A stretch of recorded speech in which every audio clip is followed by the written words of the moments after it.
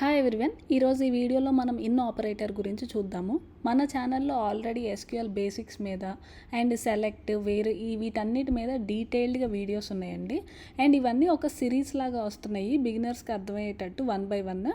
So మీకు interest ఉంటే subscribe చేసుకొని ఫాలో అవ్వచ్చు. వీటి లింక్స్ అన్నీ నేను కింద డిస్క్రిప్షన్లో ఇస్తాను. సో ఇప్పుడు ఈ వీడియోలో అయితే మనం ఇన్ ఆపరేటర్ గురించి చూద్దాం. సో మీరు కనుక ప్రీవియస్గా ఆపరేటర్స్ వీడియో చూసుంటే అందులో లాజికల్ ఆపరేటర్స్లో ఎలా అయితే మనం ఆర్ యూజ్ చేసామో దానికి కైండ్ ఆఫ్ రీప్లేస్మెంటే నేను ఇన్ ఆపరేటర్ అంటాను.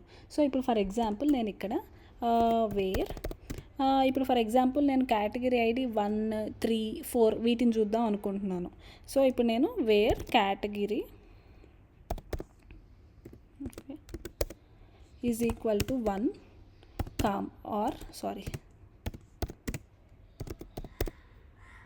category ID is equal to 2 or category ID is equal to 4. So ఇప్పుడు దీన్ని నేను ఎగ్జిక్యూట్ చేస్తాను.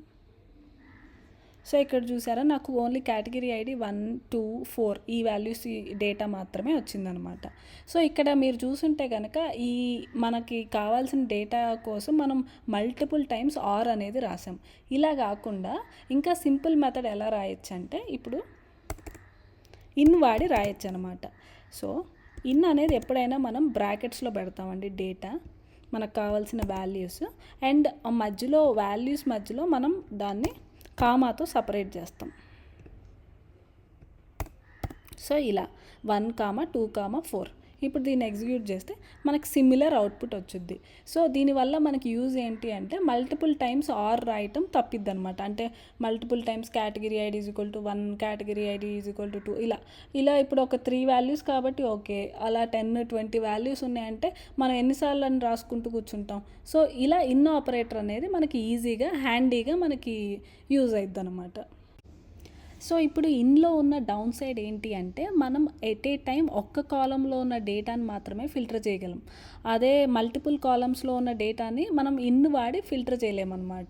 ఒకవేళ మనం ఫిల్టర్ చేయాలి అనుకుంటే మళ్ళీ మనం ఆరో ఎండో యూజ్ చేయాలి. ఇప్పుడు ఫర్ ఎగ్జాంపుల్ నేను ఇక్కడ or stock in for example 50, 20, 200 అని ఇచ్చి ఇప్పుడు దీన్ని ఎగ్జిక్యూట్ చేద్దాం. సో ఇక్కడ చూసారా, మనకి డేటా అనేది మారిపోయింది. ఆర్ అంటే ఏంటి, మనం ప్రీవియస్ వీడియోలో మాట్లాడుకున్నట్టు ఆర్ అంటే ఇక్కడ ఉన్న వాల్యూస్ మొత్తం ఇస్తుంది అనమాట. ఏది ట్రూ అయినా ఓకే. సో ఇక్కడ 1, 2, 4 ఇచ్చింది, అండ్ ఇక్కడ 50, 20, 200 కూడా ఇచ్చింది. ఇక్కడ దీని కేటగిరీ ఐడి 3 అయినా కానీ మనకి ఇది ఆర్ ఆపరేటర్ కాబట్టి వచ్చిందనమాట. ఇప్పుడు ఫర్ ఎగ్జాంపుల్ ఎండ్ రాశాను అనుకోండి. ఎండ్ అంటే మనకు ఇప్పుడు 2 కండిషన్స్ ట్రూ అవ్వాలి. అంటే కేటగిరీ ఐడి 1, 2, 4 ఉండాలి, అండ్ వాటి స్టాక్ వచ్చేసరికి 50, 20, 200 ఉండాలి. ఇప్పుడు దీన్ని ఎగ్జిక్యూట్ చేస్తే ఓన్లీ 1 వచ్చింది. ఎందుకు, మనకి ఈ వాల్యూసే మ్యాచ్ అవుతున్నాయి. 1, 50, 1, 20. సో మ్యాచ్ అయ్యే వాల్యూస్ మాత్రమే ఇచ్చిద్ది అనమాట ఎండ్.